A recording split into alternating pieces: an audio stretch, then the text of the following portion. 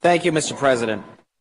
One of the things I love best about this city is its old world charm.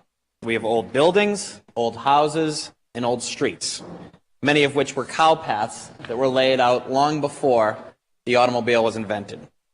Today we have more cars, more motorists, more bikes, and more people using much of the same old infrastructure. It's time we had a conversation about the new rules of the road.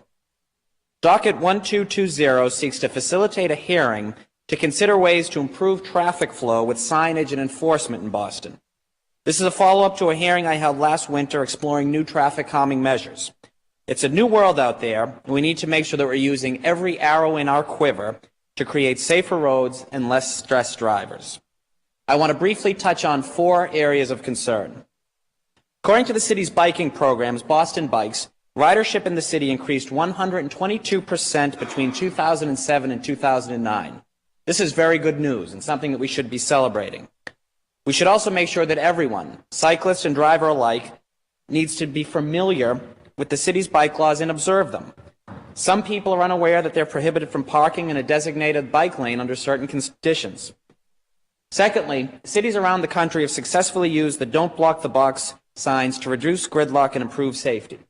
They can be seen around Boston on some state-controlled highways.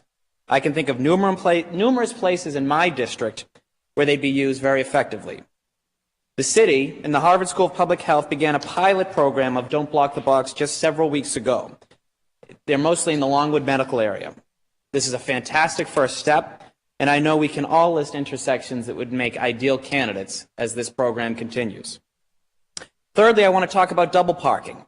This has been an issue of concern primarily in business districts, with small business owners often in conflict.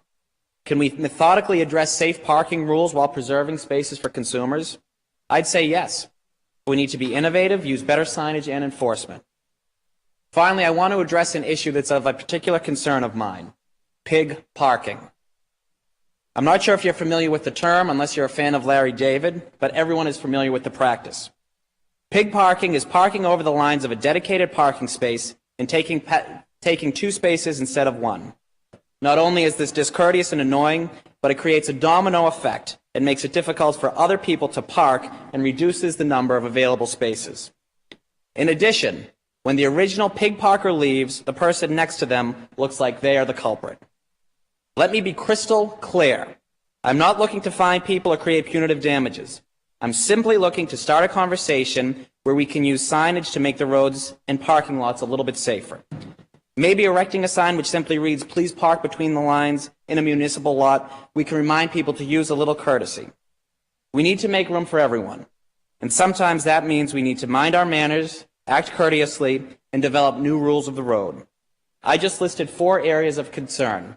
I would venture a guess that each of you could come up with 4 more on your own. I ask that we hold a hearing on this and develop a series of working sessions where we engage BPD, transportation, residents, and affected stakeholders. Parking, traffic, and pedestrian safety all play a role in how we travel through this city. I want to see if we can make those trips a little bit easier on everyone. It is my great hope and my belief that one day we will make the term Boston driver synonymous with safety and civility. Thank you, Mr. President. Thank you, Councilor.